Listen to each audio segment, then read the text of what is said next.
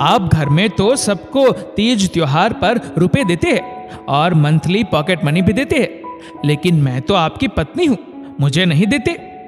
श्रुति ने अपने पति माधव से शिकायती लहजे में कहा। पति के जवाब देने से पहले ही उसकी मां देवकी जी गुस्से से बोली, बहू, मेरा बेटा अपनी माँ और भाई बहन को पैसे देता है तो तुम्हें बुरा लगता है? तुम्हें रुपए चाहिए तो अपने माता पिता से मांग कर लाओ, और वैसे भी तुम्हें रुपयों की क्या जरूरत? वाह माँ जी, आप माँ है, जीजी इनकी बहन है, भैया भाई है, उसी तरह मैं भी इनकी पत्नी हूँ। इसलिए आप लोगों की तरह मेरा भी पूरा हक बनता है कि मैं भी अपने पति से खर्चा मांगू। मैं अपने मायके से क्यों मांग कर लाऊं? आप लाती है क्या अपने मायके से मांग कर? श्रुति मन ही मन बुदबुदाई। अच्छा, तुम लोग लड़ाई झगड़ा बंद करो। माँ, श्रुति सही तो कह रही है, वो पत्नी है मेरी, उसका भी पूरा हक है मेरे ऊपर, और मेरे कमाते हुए वो अपने मायके मांगने क्यों जाए? ये तो मेरे लिए बहुत शर्म की बात होगी। श्रुति, अब से मैं तुम्हें भी तीज त्योहार पर और मंथली पॉकेट मनी दिया करूंगा, कहते हुए माधव ने बात खत्म की। माधव अब सभी घर वालों के साथ साथ अपनी पत्नी श्रुति को भी रुपए देने लगा। जहां उसकी मां, बहन, भाई अपने सारे रुपए खाने पीने और ऑनलाइन खरीदारी में खर्च कर देते, वहीं श्रुति अपने पैसे बचाकर सोच समझ कर खर्च करती तो घर में सब उसे कंजूस कहते और उसका मजाक उड़ाते। सासू मां और ननद तो ये तक कह दिया करती कि अपने मायके में दे आती होगी, हमारे ऊपर क्यों खर्च करेगी। एक दिन अचानक ऑफिस से आते समय माधव का एक्सीडेंट हो गया।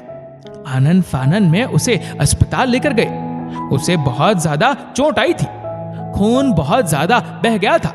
उसकी सर्जरी के लिए डॉक्टर ने फीस जमा करने को कहा तो माधव के परिवार वालों के चेहरे पर हवाइयां उड़ने लगी।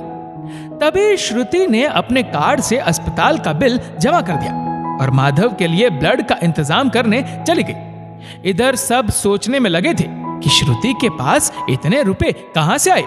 वो तो कोई जॉब भी नहीं करती, लेकिन उस समय पूछना मुनासिब नहीं था।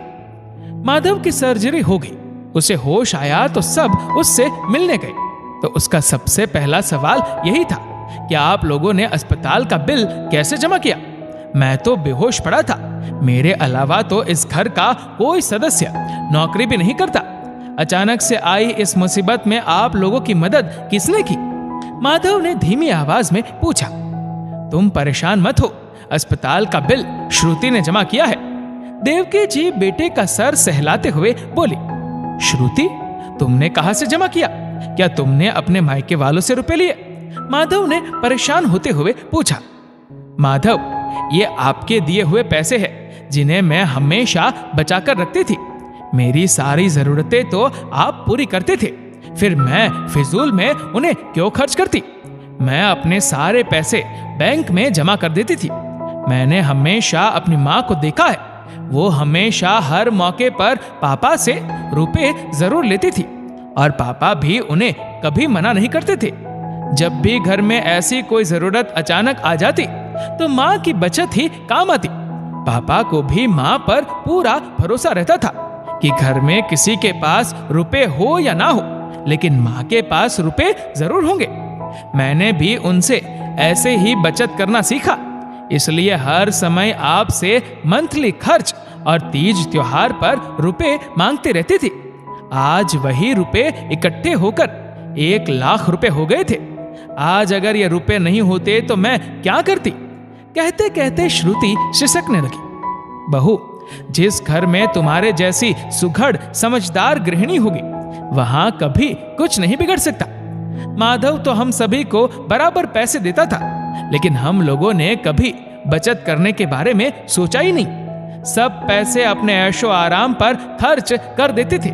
सोचते थे बाकी सारे खर्चों की जिम्मेदारी सिर्फ माधव की है। ये तो कभी सोचा ही नहीं था कि कभी माधव को कुछ हुआ तो हम लोग क्या करेंगे, और आज वही हुआ। अगर तुम्हारी बचत की हुई रकम नहीं होती तो माधव की सर्जरी कैसे होती? हमारा बेटा हमारे हाथ से निकल जाता। मैं तो ये सोच कर ही सिहर जाती हूँ। देवकी जी फफक कर रोने लगी। भाभी, आपने हम सभी को बहुत अच्छी सीख दी कि हम सबको भविष्य के लिए बचत जरूर करनी चाहिए। पता नहीं कब कौन सी जरूरत अचानक आ जाए। ननद दिशा ने कहा, अब तो मैं तुम्हें और ज्यादा रुपए दे दिया करूंगा। कम से कम तुम जोड़ कर रखोगी और समय पर हमारे काम आएंगे। क्यों माँ, कुछ गलत तो नहीं कहा? तुम्हें बुरा तो नहीं लगेगा कि बेटे ने अपनी पत्नी को मुझसे ज्यादा रुपए दे दिए? कहते हुए माधव हंस दिया। हाँ हाँ बिल्कुल, तो सही मायनों में वही गृह लक्ष्मी है जो भविष्य के लिए बचत करना जानती है। देवकी जी ने भी हंसकर बेटे बहू का हाथ थाम लिया। दोस्तों, इस वीडियो को लेकर आपकी क्या राय है नीचे कमेंट करके जरूर बताएगा। और अगर आपको वीडियो अच्छा लगा हो तो इस वीडियो को लाइक करेगा, शेयर करेगा ज्यादा से ज्यादा लोगों तक। और ऐसे ही और भी इंस्पिरेशनल वीडियोस के लिए सब्सक्राइब करें हमारे यूट्यूब चैनल को और फेसबुक पर फॉलो करें हमारे पेज को। धन्यवाद।